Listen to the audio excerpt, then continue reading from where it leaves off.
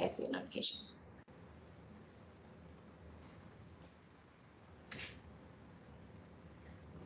There we go. All right, hi everyone. Welcome to the June Bridge Program for ASE Dallas branch. I'm Samantha Vail, the co-host. And I'm Nick Phillips. I'm also one of the co-hosts. I'm the branch director here with the Dallas branch. So today we're going to have Mark Boyd covering the topic of licenses and certifications that we can all get in engineering in different fields. And then afterwards, we're going to have an open panel discussion with people who've gotten their master's or PhDs in engineering, so we can ask them questions about that. With that, we can start with you, Mark.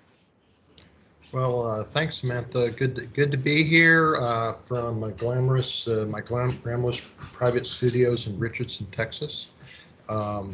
Yeah, when we talked about doing this, there's a lot of alphabet soup going on out there with credentialing. Now, the certifications I'm going to talk about are not by no means the only ones you'll come across. They may not even be the only ones you need or decide you need to have, but there's some examples. And I think we did a good bit of brainstorming, so we came up with some pretty universally accepted ones. What's on the screen right now is what's on my business card. Actually, it's not exactly what's on my business card. The LPST CAPM, which is the Leaking Petroleum Storage Tank Corrective Action Project Manager, it actually just says CAPM, but there's a overlapping certification that I'll talk about here in a minute, which is why I made that distinction.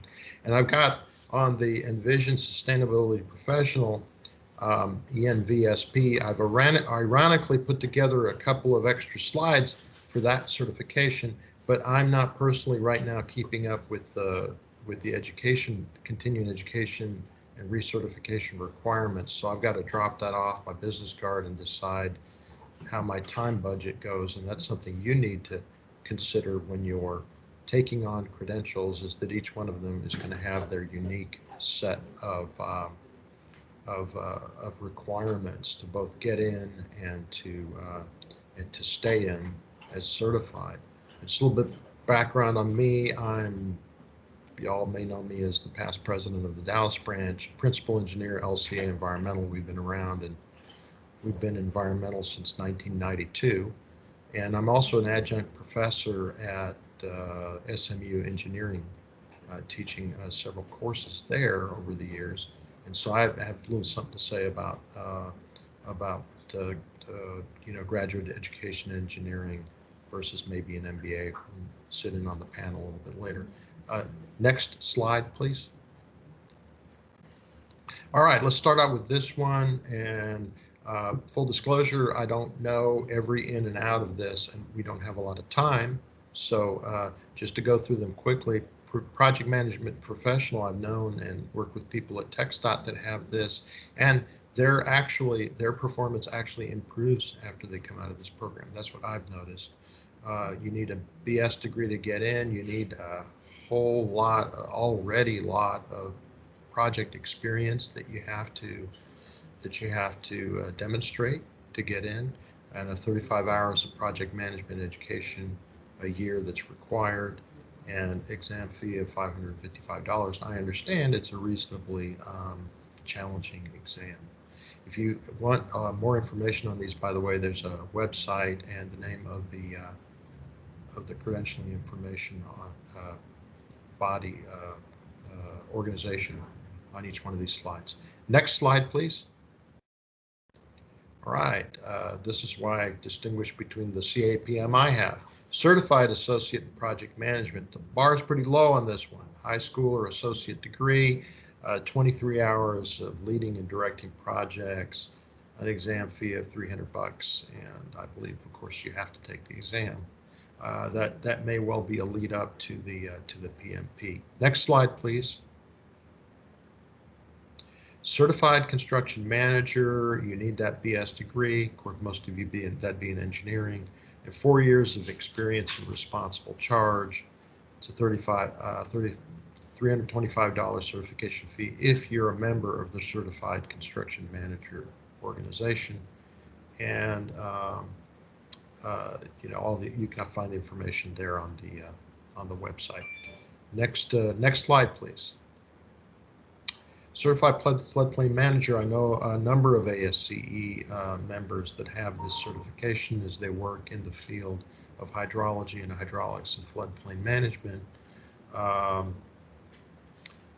You need to work in a related field, and the exam fee is $150, and you can learn all about it on the Texas Floodplain Managers Association.org website. Next slide, please. Thank you. Diploma Water Resources Engineering. This is one I hold. I do try to keep up with the continuing ed. It kind of overlaps with engineering, with the engineering PE board requirements somewhat. You need to be, of course, in the field of water resources, have 10 years of experience. It says here, and it is on the web, oral presentation defense at EWI Congress. Maybe I got grandfathered in on that because I don't remember doing that. I know that I was nominated and did go to a awarding ceremony. I don't remember them asking me any tough questions when I got up and took the award, but it is a recognized credential, similar to something you may see medical doctors have certifications, or separate diplomates in different specialty fields. I think that's kind of how ASCE patterned this when they established the American Academy of Water Resources Engineers. Next slide, please. LPST, Corrective Action Project Manager. We almost talked ourselves out of leaving this out of the program, but here's why I put it in there. It is rare that you'll see a certification where professional geologists and professional engineers get a sort of a free pass on this one. Now, I'm not encouraging you to do this, but if you're going to work anywhere in the field of pollution cleanup, be aware, and if you have a professional engineer's degree, essentially, of course, you have a Bachelor of Science, but you don't even need the 2 years of experience, and you don't even need the 32 hours of annual education, just the initial app, and not even the application fee, I should say. If you're not a PE, which doesn't apply to most of you or won't be one, if you're something else, then you do have to go through this process and keep up with the annual continuing education. This is to allow, for the TCEQ to have a program to make sure that qualified people are managing leaking petroleum storage tank cleanups in the state of Texas. Next slide, please. All right, Professional Traffic Operations Engineer, our current Texas ASCE president, Sean Merrill, is a PTOE, and you have to have 4 years of professional traffic operations engineering experience with the Transportation Professional Certification Board Incorporated. Hold a valid license. When I looked at the website last night, I almost did a double take. I thought I was reading hold a valid driver's license. Now that would be funny for a traffic engineer to need to hold it. But no, hold a civil engineering or some other kind of license, because mechanicals and electricals are, of course, involved with traffic signaling also. Take and attain a passing score on the PTOE exam, and the exam fee is $175. Next slide, please. Registered accessibility specialist with the Texas Department of Licensing and Regulation. Don't know much about this one. Exam fee is $55. It looks like you just register and go with it. And by the way, on my initial slide, I forgot to mention, something about, and might as well stop down here for a second before we go to the next slide. Do you need any of these? Do you need to get anything at all?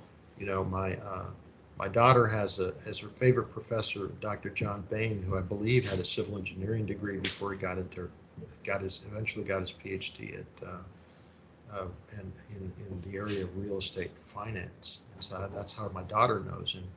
But he told my daughter that the answer to every question is, it depends.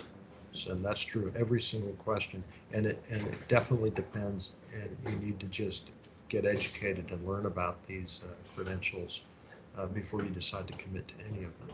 Next slide, please. Diplomate Geotechnical Engineering, same kind of thing. ASCE formed a group, Academy of Geoprofessionals, years ago. The idea being to provide a credential, again, similar pattern somewhat after the medical profession, on specialties, in this case in engineering, of course. And you need that BS and CE, a master's, and a master's or a doctorate. So here's one. And I believe the water resources engineer is the same. It may have been left out. But here's one where it's rare to see a diplomate that has not done some specialty postgraduate education in the field. As with many of these credentials, you need references, at least 8 years of experience after licensure, oral presentation and defense at the Board of Trustees, again with DWRE. I didn't do that. Maybe these guys do that. Application fee of $300, and you can learn all about it on the website. Next slide, please. The Certified Professional in Erosion Control. So I do a lot of erosion and stormwater pollution work, erosion control work, but I have not done this exam. I have heard from others that it is challenging for non-engineers. Not heard, I've directly known people that work for me that have said that and didn't quite pass the first time around. There are concepts in the training, that calculations and things like that, that we find as engineers to be secondhand nature, and but this certification is not restricted just to engineers. You do need a BS degree or higher, 3 years of professional level experience, and 7 years of professional experience in soil erosion and sediment control. Now, we had a little debate in the group last week about this, whether this is a geotechnical or an environmental certification. I think it's viewed more of an environmental certification, environmental engineering, but I can see where geotech and scour and erosion control is an important concept regarding stability of structures. So everything you'd ever want to know about it is in this website, and it's a mouthful, the CPESC. Next slide, please. All right, structural engineering certification needs 16 hours of NCEES coursework in structural, and California has a separate exam apparently. A BS in civil engineering with 36 semester hours of structural related courses, and application fee of $200, $350 for non-members. Next slide, please. Leadership in energy and environmental design. This almost got left off our list, and the reason I included it is to make a distinction between this one and the last one I'm going to cover. This one is, we like to look at this as more of a vertical view on sustainable and environmental design. So it's a particular facility or building in the built environment. That could be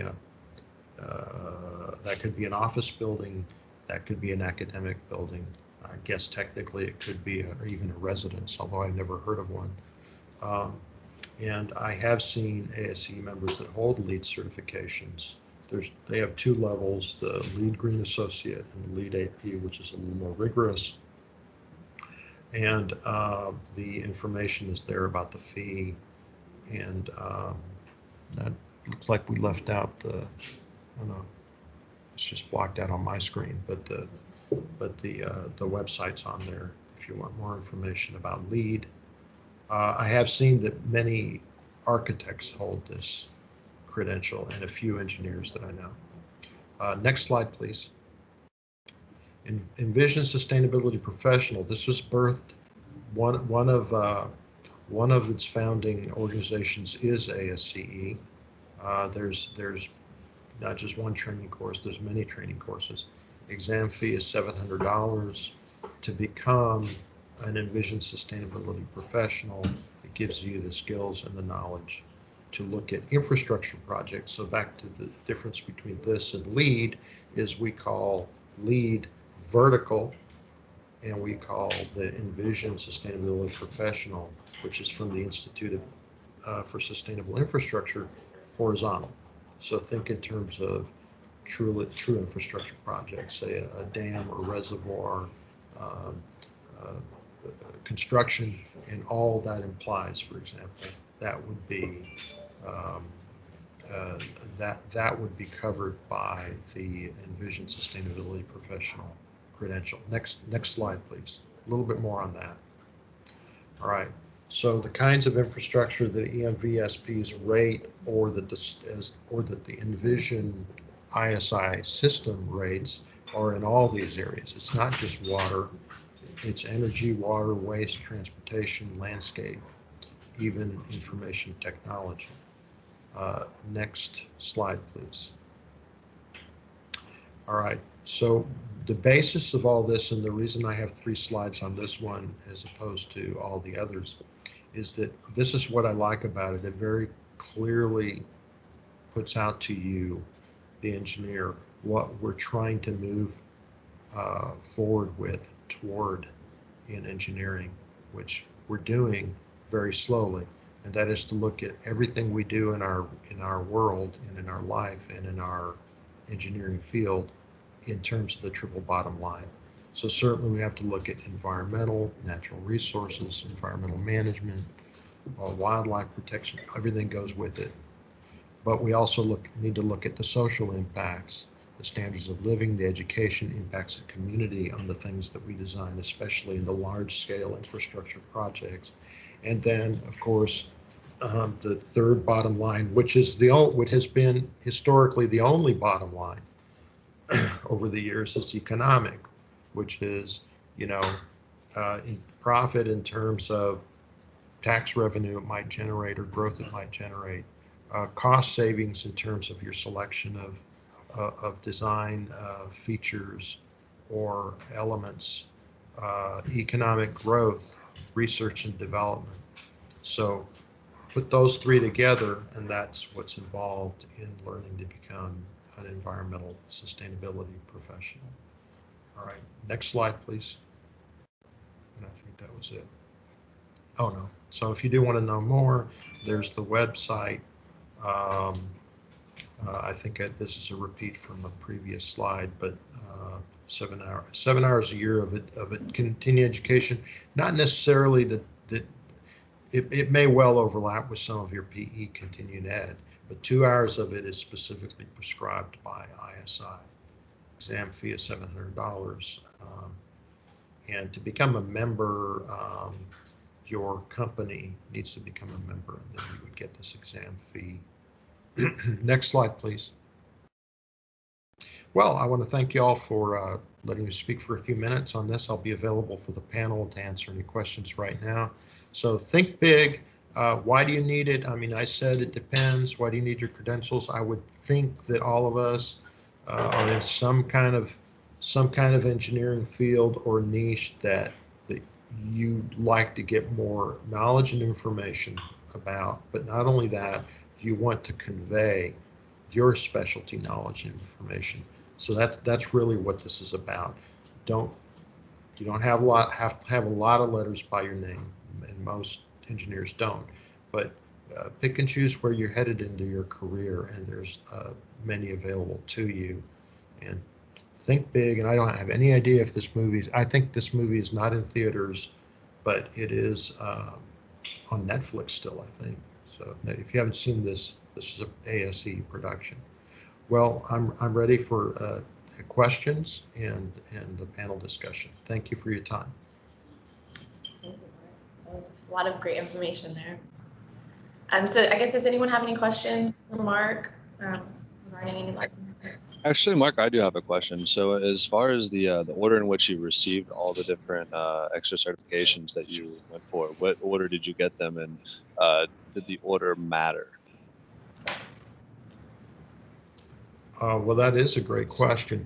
DWRE, for instance, Diplomate, that was actually probably one of the last ones, because that's involved with, you know, somebody recommending you after about 10 years of work, and it was even longer than that before I got the phone call.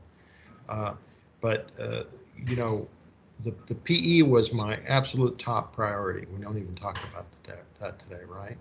So after that, because I was in the area of pollution cleanup, when or shortly after the LPST CAPM credential became available, and I knew that as a PE I was basically, you know, in, just needed to tell them I want it, then I think that came, you know, that came next. And does the order matter? I think it depends. You just, certainly your PE is your number. Don't get distracted. My advice would be, unless your employer or you're doing something in a field that really requires it,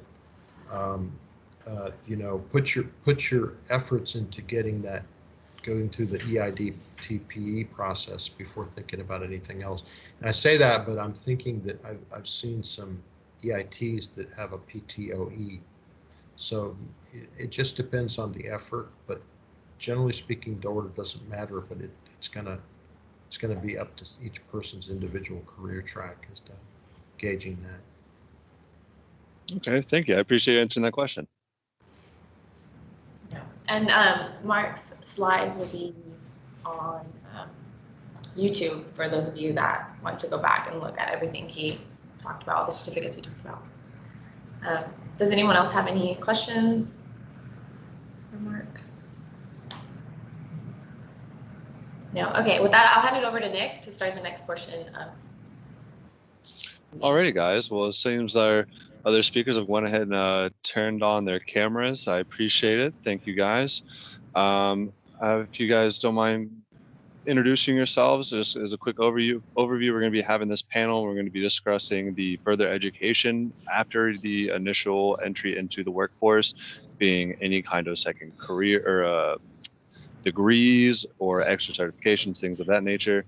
And each of the members here that are joining us each have their own separate degree or certifications that we'll be discussing today. So do you guys mind introducing yourselves?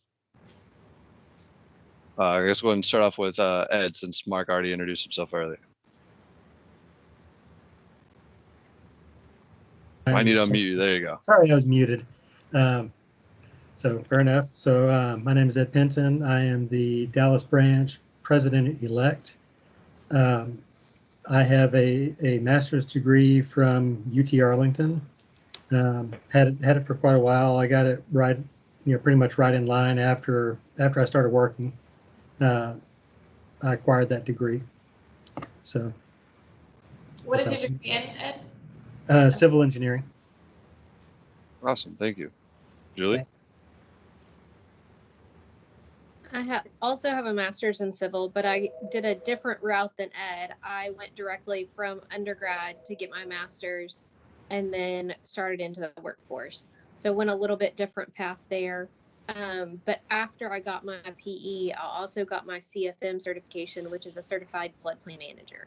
So if you're doing anything with FEMO or anything in that realm, that's a certification that you'll get or that you could get. But again, kind of to echo what Mark said, I did my PE first because that's obviously the most important one. Yeah, it seems to be that always getting that PE before everything else is the #1 priority.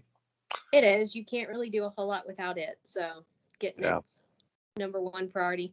And really, a lot of the other certifications don't matter until after you already have your PE. That makes sense. All right. Well, leave the best for last. Hosna, you want to go ahead and introduce yourself and let the people know? Hi, I'm Hosna. It's been like a year and a half. I'm with Jacobs. I got my I went the same route that Julie went. I got my master's immediately after I graduated from my undergrad program college, and I have passed my PE last year. I'm planning to get my certificate. Let's go. Yeah, And when congrats my to all the others supervisor that signed passed. the SCR. Nice. I think this shows how little I know about masters, because I thought you had to get a master's in geotech or a master's in structures. I didn't know it would be a general master's. Oh, actually, no. My master's was in infrastructure and construction. Okay. Yeah. Well, great. Well, it sounds Mine like on my paperwork says civil, but my classes are more environmental and water resources. So okay. Same for me. My class or my piece of paper says civil. My classes were more transportation and water resources. But it was I an had infrastructure a one. professor that actually geared me towards doing it as the strictly civil route, because then in case something happened and you wanted to change, it's not like that edges you out of something that, you know, just says civil. So So it's a you lot can do like anything within the civil realm. Okay. Mhm. Okay. So along those lines, I'll go ahead and ask you this question. So because the actual title on the degree is separate from the actual classes that you took, does that affect, did that affect you coming into the workforce? Did they ask you, hey, what did you focus on during your master's study? Did that then place you, like lead to you being placed on a certain team because of the classes and experience you had? Just kind of expand on how the class separation affected your career. Open floor to everyone, because it seems like all three of you had like specialization through your classes and courses. Mine was doing research, and so that's part of how the funding mechanism was for my master's, is it was doing research and publishing papers. And so most people asked you what your research was, and so that kind of gave you a line. But by looking at what classes you've taken, they kind of knew, okay, if most of your classes are in this realm, that's probably where they want to go in life. Okay, that makes sense. Anyone else want to chime in? Yeah, I wanted to add, I'm in the same boat with y'all. My bachelor's and master's said civil engineering, and my PhD just says Doctor of Philosophy. Now, I guess it does say Doctor of Philosophy and Civil Engineering, so I'm very philosophical. But it's all, you're right. In those days, SMU didn't have a degree called environmental engineering. So my courses were environmental and also water resources. I think that's no different, though, than the Board of Professional Engineers basically does not tell you what kind of PE you are, so the college or your degree, your diploma doesn't really tell anybody what kind of engineer you are. It's up to you sort of to be able to define yourself that way in the work that you do. Make sure you don't practice in an area you're not competent in. That's if you want to keep your license anyway, but that's not uncommon at all. Mark, real quick, did we get what you got your master's in engineering as well, you said, and then a PhD in philosophy? Yeah, I had the PhD actually stands for Doctor of Philosophy, but the master's was in civil engineering, and the undergraduate bachelor's was in civil engineering. Yes, and all PhD means is that we'll all tell you is you learn a whole lot about a very narrow set of things when you do a PhD. Sometimes they're very useful, and sometimes they're not things that are useful. But Hey, well, at least you can say that you are a true master at something, right? Like you've taken the time to master something. It's impressive in itself. That's right. And so I guess I'll go ahead and get to the big question that I'm sure most people watching this would want to know is, what value did having that extra degree have on your career? What was it? Do you think that it was worth it? Do you think it's added any to your professional development? And this is another open floor answer here. I would like to add it from my perspective. So one of the reasons that I did it immediately after college is I kind of feel I was not fulfilled yet when I graduated, so I wasn't sure exactly what I want to do. And I don't know, even like the opportunities I was like coming out as a job, I was not like sure, okay, if this is for me or not. I might have overthink it. I'm an overthinker. And so for me, it was like a way to like clear the path to see what I want to do, because like it was a combination of both of construction and like learning like the not design. Design you don't learn until you get to really work in for a company, but like learning civil engineering, like fundamentals more in like detail. And especially like infrastructure, something that I was always like, I always knew that the market is very good in it, so I was so passionate about it. So for me, it was really just clearing my path. And of course, all the time in my interviews, they ask me that, okay, what was your, because I'm the same in my diploma, I have it as master's in civil engineering in general. But they always ask me, okay, what was your specifically your major in? Or like, yeah, it's the major, I think. Okay. That was my experience. I mean, I think it's not something that I use in practice every day, but it did give me a deeper dive into some of the classes, and it kind of forced me to, do research and go more in depth and learn how to use different tools. And so it pushed me, and I think more of it was it proved that you're persistent enough to finish it. A lot of my classwork was geared towards more water and wastewater, which I do stormwater now. But I think part of it is just proving that you can do it, which sounds like an odd thing to prove, but that's part of it. Proving that you have enough, power to stick to something when you say you're going to do it. Oh, 100%. And especially the fact that you got done with your undergrad and then you said, I haven't got enough. I want some more. You went back for more education. Some people, they're like, oh man, 4 or 5 years engineering school, we're out of here. It does also set you apart of like, that you can, like when I look through resumes, it proves, if you have 2 candidates and one has the master's and one doesn't, I mean, that tells you a little bit about that person that, okay, they wanted to go the second step and go a little bit extra mile. Mm-hmm. So I always wonder why, or like how people know what degree they want or what specification they want to go into. I guess maybe just me personally, first person I found to go to college, don't know any engineers other than my coworkers.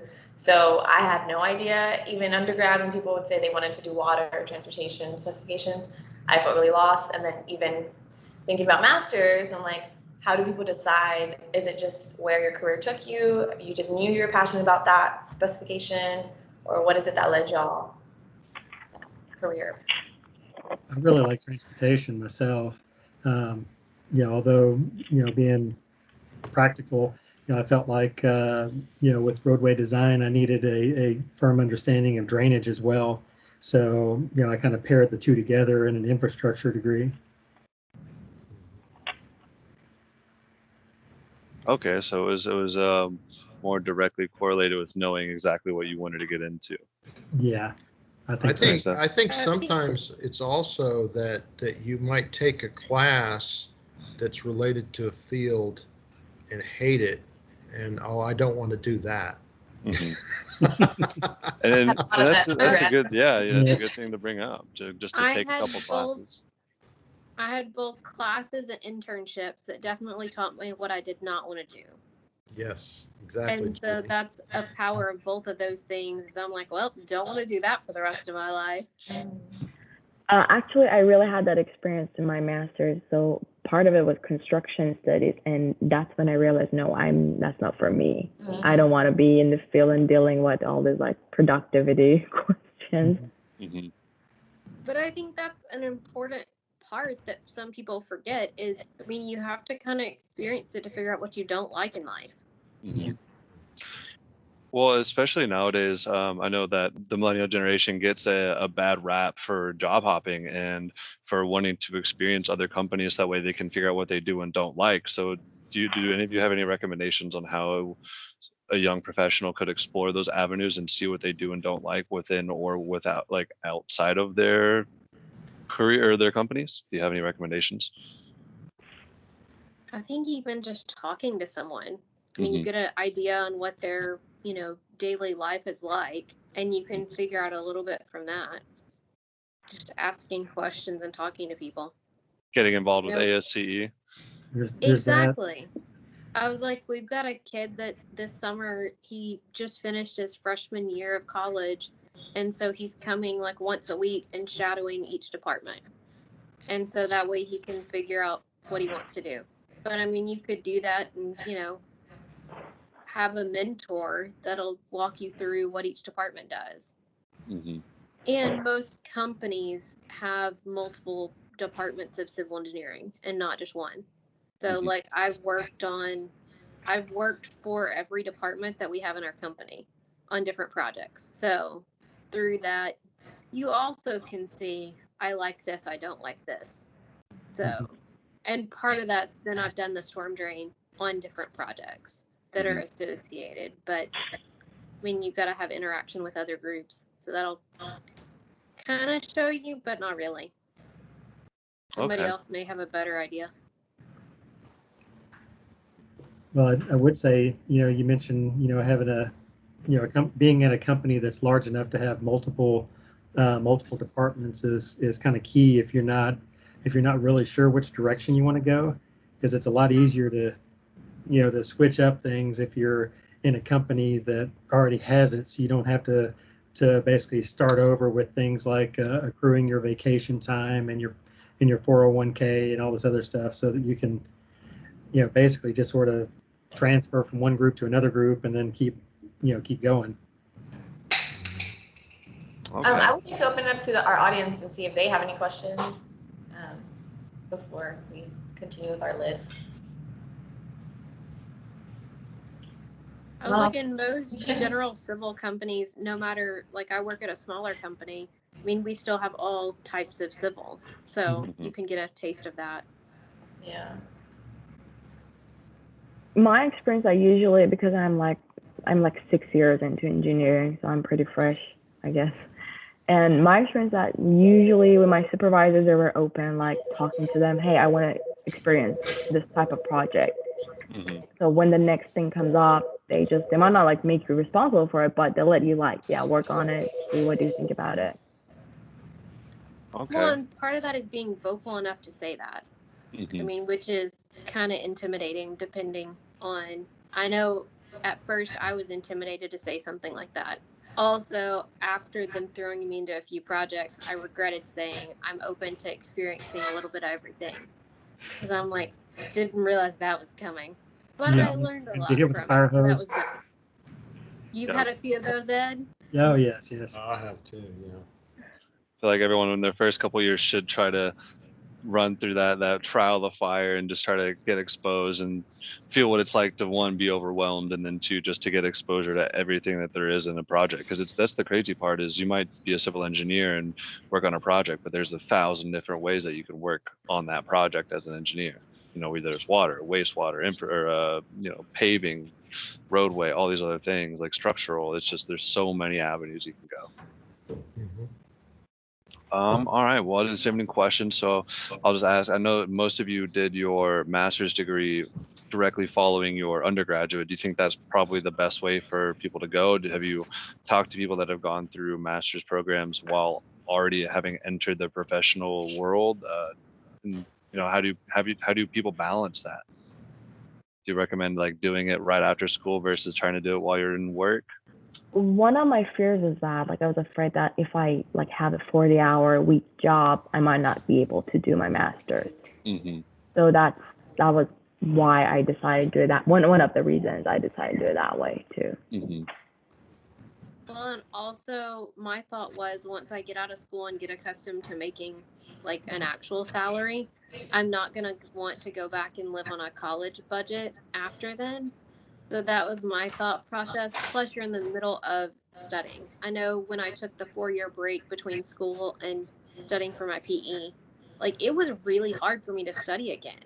And so I can imagine it being the same kind of principle, but I've worked with lots of people that have done a master's while working and balancing family life and everything else, and they've made it work. It's just you have to make it a priority. And it's really what you want to do a priority and also what makes sense in your life right then. Well, and I did the work route, like work while I was getting the master's. So, I guess one of the drivers for me is that I wanted my company to pay for it because, I was tired of paying for tuition. So there's that thing, that part of it because, college is expensive, and they would pay for it. So, why not let them pay for it versus, racking up some extra loans and debt on the front end. And as far as the balance goes, it gets kind of tough if at the time I didn't have any children. So if you've got little kids running around that want your attention, it's going to be a lot more challenging to be able to carve out enough time to dedicate to a class. Whereas if you're kind of, unmarried, doing your own thing, think of it as an evening hobby. My hobby is hobby is this transportation class or this water class or, and it's not that big of a deal, really. So when your job becomes your hobby. Kind of. Yeah. I mean, it doesn't. Yeah, I followed the route for the master's is right after. Almost, we have something called still at SMU called the 4+1 program, and just kind of start your master's before you even graduate with your undergrad. So it just made sense to me for the reasons that y'all are saying. Once I got out, I was afraid it'd be hard to come back, and it would be difficult, but you'd have to do it maybe a little more slowly if you're working full time. That's all. You are now.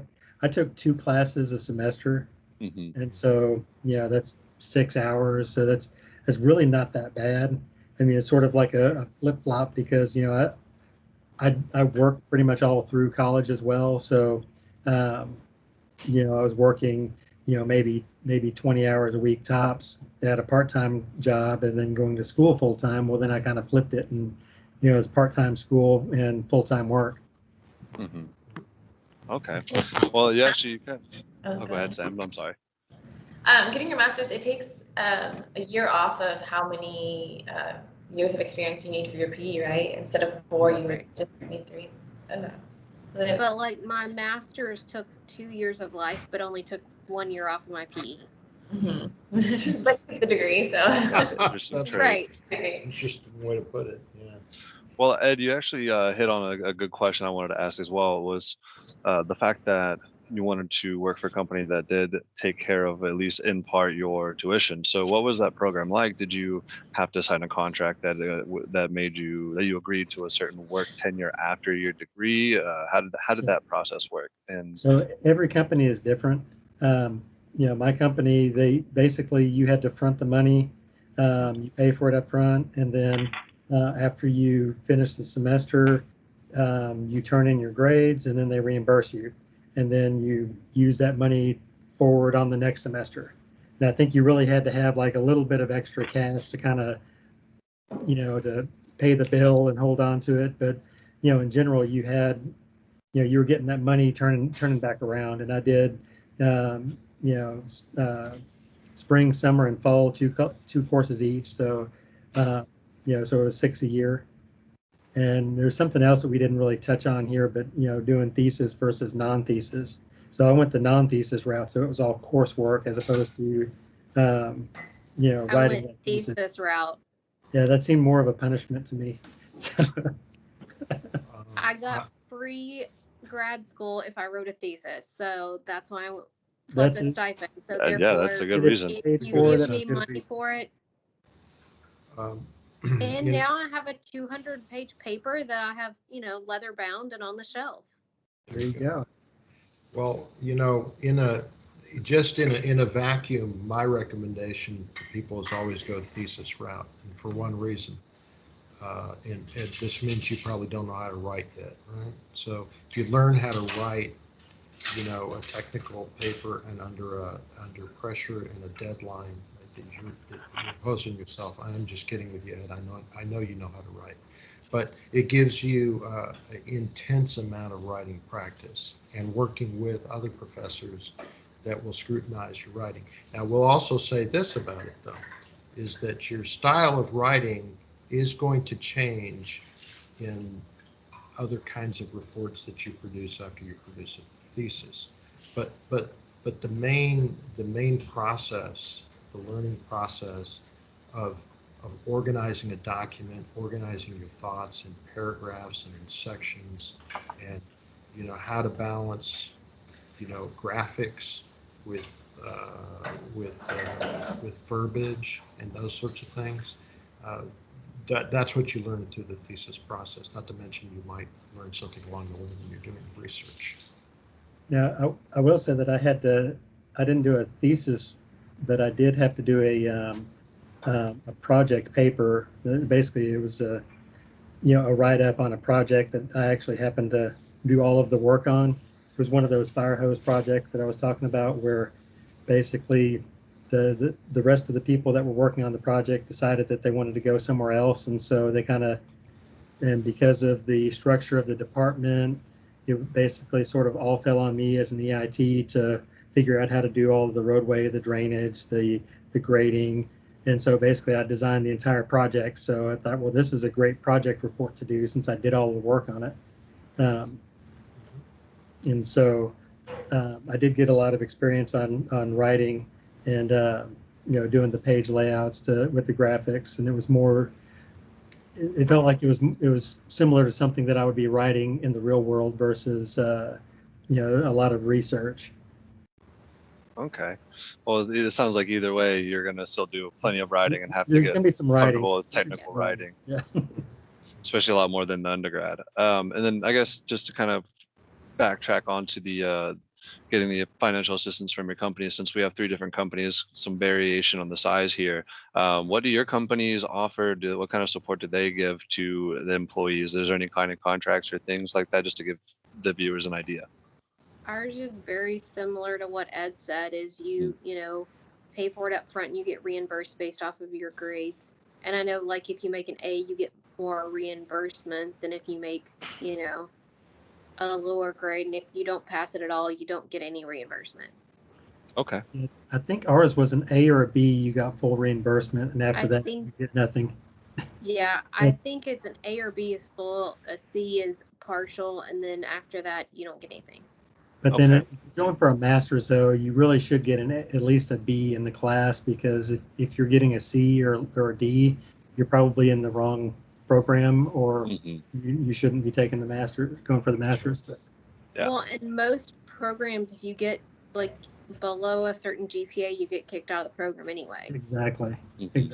That's right. And I as I mentioned, I teach graduate classes, and I have issued one, and I've been doing it for 20 years. I've issued one C+, one student earned a C+, and this past semester during the pandemic, I did have to. I had a student earn a grade of F, which was crazy. But for the most part, what you get is students that are very, very interested in learning. But that's also what the employers are looking for, Yes. So when we're a small business, and we've offered it from time to time to employees, and no one's taken us up on it. But that's the way we structure it. Is first of all, we limit it to state equivalent based tuition in residents in a state. In a state college, we won't reimburse a private school or anything like that. And then 100% for an A and 80% for a B, and nothing for a C. And that basically for me, because I don't see, not that I've never been charitable about giving out grades, but students earn what they earn, but they're all interested in doing the work, and they're interested in the subject. And even if they're not interested in the subject, at least they do a good job pretending to be interested. Hey, fair enough. I'm like, now I'm actually looking it up, because I'm like, I don't remember what it is. Well, it's been a while since we've needed it, so. I think every company has a different policy on it. But Yeah, they vary a little bit. So it's now, always. what happens, guys, if you're, and I've never had this experience, but if a student starts in the program and a company invests several $1,000s in you, and then you stop and don't ultimately get your degree, they won't go back to you, will they? And back charge you? No, like for Hopefully my not. company, I think you were on the hook for maybe a year tops. It wasn't that long. You know, Yeah. where like if you got it and left, then you'd have to reimburse, whatever was in the previous year. But what That's if you what what if ours you never did. got your degree though? You never got. But you never got your stopped. degree. I guess they didn't force you to finish the degree, but they didn't. I mean, they were encouraging you to finish it, but if you didn't finish it, you didn't finish it. Mm-hmm. You still got the education of those courses. So Yeah, Right. you still got everybody the benefits. information. Right. Okay. Well, I guess one last question, because I've heard a lot of chatter about it just amongst peers. Would any of you be able to speak to the advantages or disadvantages of an MBA degree? I know that's kind of out of everyone's wheelhouses here, and unfortunately, we weren't able to get a speaker that could directly speak to this. But have you discussed with any colleagues or peers in our industry that have found benefit in it, or they have not? Just because as a young engineer, we've heard a lot of people that have been, oh, maybe I should get an MBA or maybe I should not. So, any opinions you guys could give would be awesome. An MBA or any like a degree in finance or just outside of engineering. I've thought about it and I've talked about it to my supervisor. He said that if you want to be a manager in like whatever you're doing, like our field of working, you just grow up to be a manager, so you don't need to have it. But personally, I like to learn more about finance stuff, and in management, I'm pretty sure they have good courses on management in general, and so that's something I'm curious about to see how it is, but I don't know anyone around me has done it. He said it's not necessary to have it. He said it's not necessary. He told me if you want to do it, just let me know whenever you're ready, but it's not necessary for you. Well, he doesn't have an MBA, and he's a manager, the group lead. And my experience, most of the people with MBAs were in the land development arena. And so, they dealt a lot more with the finances for the specialty finances for their clients. And so for them, it was a little more helpful. For a lot of us, when you're getting into project management, it's, you're not dealing with that aspect that would make the MBA as useful. So it would be more useful then to have that MBA or that maybe that master's in some kind of finance if you plan to move on to the more business aspect of engineering, whether that's being a consultant or a company business developer individual, things of that nature, more on like the business side. Or somebody who's interested in starting their own firm. Those are kind of the two that I really see it being in play and being really useful for you. If you're not planning on putting out your shingle, you probably won't need that finance degree, and you probably same with the business. And most companies have a finance person that works for them. Exactly. That has all of that. I know if there's anything that I need in that avenue, I'll walk down the hall and get their opinion. That's a good point. Okay, that's exactly guys. what my supervisor told me.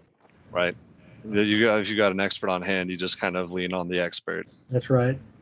Yeah, but I mean, I don't know of anybody at our company that has their MBA. Not even the head of the company. So. I would add that I helped my daughter Natalie after she got her business degree in real estate at UNT to look at MBA programs, and she has her MBA now. She finished it in 10 months. At UNT in a cohort program. So that's something you can do, but of course you have to quit your full-time job to do that, which she did, right? But what you have in the Dallas area is a number of really good schools. UTD has an excellent school, an excellent MBA program. So does UNT, and I believe UTA does too. The most economical one and a really good one is up at University of North Texas. Now, there are longer track, not so intense programs. And I've known engineers and lawyers that have gotten MBAs, but I agree with all of you.